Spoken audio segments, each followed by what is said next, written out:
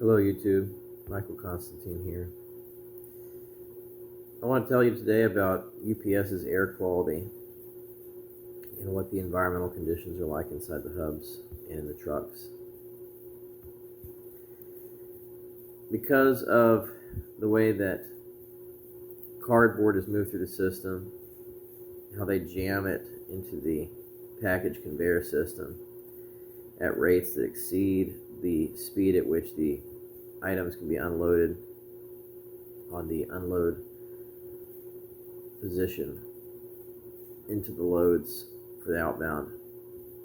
A lot of packages get ground up and damaged, they get ripped apart, and cardboard particulate ends up in the air inside the warehouses and in the trucks, both the outbound trailers and the brown trucks that you see delivering. There is a cleaning crew that goes through UPS hubs but does not clean the brown trucks or the feeder trailers. And all they use to clean is leaf blowers that blow the dust around inside the hubs and make it settle on top of the computers and all the equipment inside the hubs. And it gets picked up by the fans. There are convection fans that blow hot air around inside and outside, which circulate the vast amounts of cardboard particulate inside the building and inside those loads, the outbound loads that go to other hubs in 18-wheeler trailers and in shorter trailers. The trucks come in, the brown trucks come into the warehouse, and they flood the warehouse with exhaust. If any of them is having an emissions control problem, and even just the regular exhaust itself, you see the smoke literally flood the building. And it's especially bad in the morning when the trucks are departing, because each row on the pin loads has at least 28 trucks, brown trucks that are usually powered by unleaded gasoline. And some of the trucks have a lot of mileage on them, so they have worn valve guides and they leak motor oil into the valves when they start up and when they're running. So they trail black smoke or various degrees of gray and white smoke continuously while they're running. Just imagine you have several hundred of the trucks starting up all at the same time within 30 minutes to an hour of each other. At the UPS hubs, that is what workers have to deal with. And they'll tell you that there are large square exhaust fans that suck the exhaust out of the building up at the ceiling. But that would be laughing at the severity of the problem, because they don't have any airborne particulate filtration systems in the hubs. They don't have commercial air filtration to pull the cardboard dust and the exhaust out of the air. So every day when I would work at UPS, I would leave with a black soot on my skin, on my clothes, and especially my nose. And working there in the hub long term can cause you to develop black lung. I'm not joking, it's just like working in a coal mine. I would get in the shower every single day that I would leave my job, and I would blow out black and brown in high concentrations from my nose. And it would have to be rinsed out. I'd have to rinse my nose out. And I eventually, with that as a big contributing factor, I developed chronic asthma and severe respiratory problems, and I had to be hospitalized.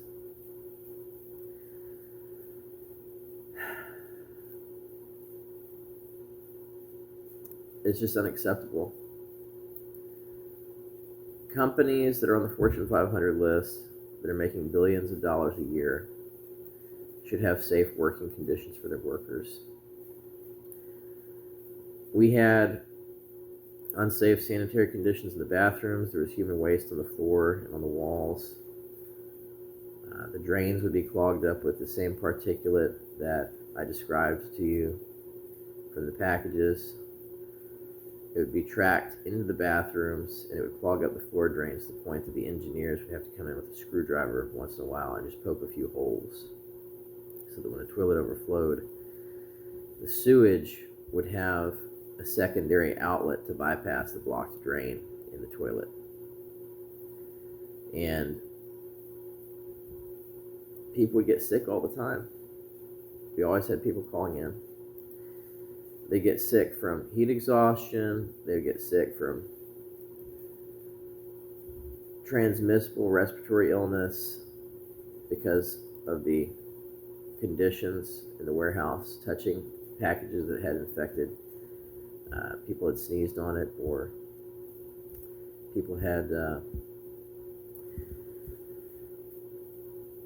shipped something that was contaminated. We would have particulate laced with viruses and bacteria that would be blowing around inside the warehouse. At least a couple of times a year I would get very sick for a few days. And that wasn't even to mention the heat exhaustion. They don't air condition the warehouses. They don't air condition the brown trucks.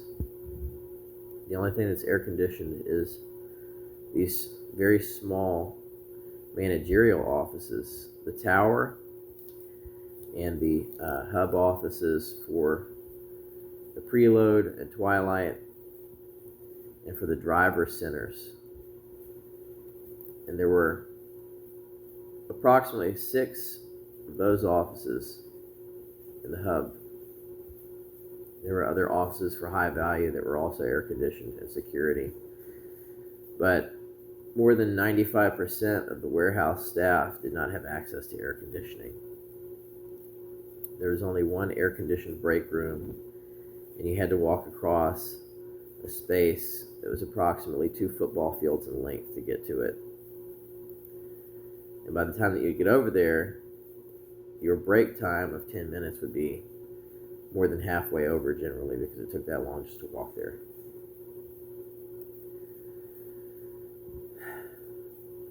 So people would get severe heat rash. I would get severe heat rash on my back, my buttocks, my pelvis, and my chest, and oftentimes on my face and my neck. I would get boils that required lancing. I would get severe outbreaks that looked like acne, but in reality it was really bad heat rash from high humidity and excessive heat inside the warehouse building, especially in the outbound trailers, which were in direct sunlight and not well ventilated.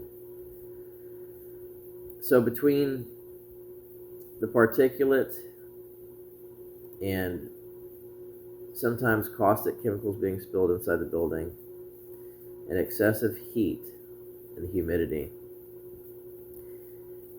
conditions inside the hub were often unsafe for people to be in there for more than a few minutes at a time. Oftentimes in the summertime it would be so hot just walking in over the paved parking lot that by the time that I reached the front door, where the roll-down garage doors were, at any side of the building, any length of the building, you can find these doors, I'd be sweating heavily. I would talk a lot about the fact that the fans were broken. I managed to get them replaced, maybe 50 of those, but it took 6 months to a year for that to get done. UPS did not want to prioritize replacing damaged equipment that had to do with worker safety. Even water fountains took a long time to get fixed. And these weren't negotiable expenses. This is stuff that people needed to have access to hydration. UPS needs to immediately add air conditioning to all their outbound trailers and to their brown trucks and to their vans. And the same thing applies over at DHL. I don't know what their trucks and trailers are like, but all that equipment needs to be air conditioned. They own DHL as well. And they need to have HEPA filtration systems in the warehouses, and they need to air condition those entire workspaces, because people should not have to be burning up in temperatures between, on the lower end in the summer at night, overnight, it's in the middle to upper 70s or 80s, sometimes even in the 90s. And during the daytime, you're talking about temperatures in the warehouse that are well above 90 degrees. Sometimes, if you're in the outbound trailers, it could be anywhere between 100 and 140 degrees deep inside the trailer. And nobody should have to deal with that kind of heat. When that is going on, you have people who are professional workers who have been there for extended periods of time. They're having to call in to work because they're having diarrhea at least a few times a month. Sometimes once a week. I remember I'd get in there, and if I worked too hard, if I was doing especially hard labor, I would be having to take 1 or even 2 days off per week unscheduled, because the heat would make me very sick.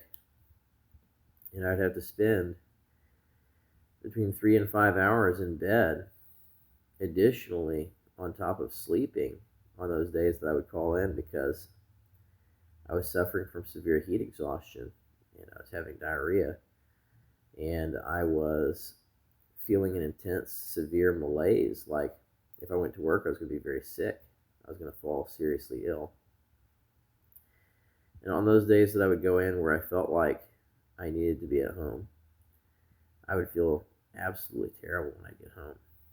I'd just be dead on my feet. I'd have to jump in the shower to rinse off the brown grime, the particulate, and get it out of my nose. And then I would just immediately get a large glass of ice water, and I would put it on the nightstand and drink it, and I would go to bed, because the conditions at UPS were terrible.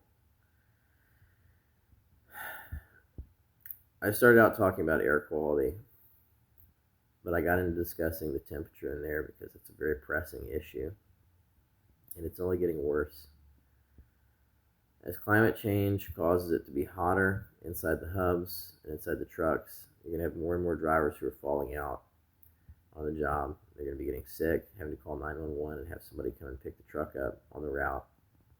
You're going to be having heat stroke, and people are going to end up being hospitalized and having heart attacks and dying on the job. It's already happening. There are stories about it. They don't clean inside the trucks either. They rush the drivers so much that the drivers urinate inside the trucks, creating a serious public health issue for both the drivers and the loaders that rotate through those trucks to load them.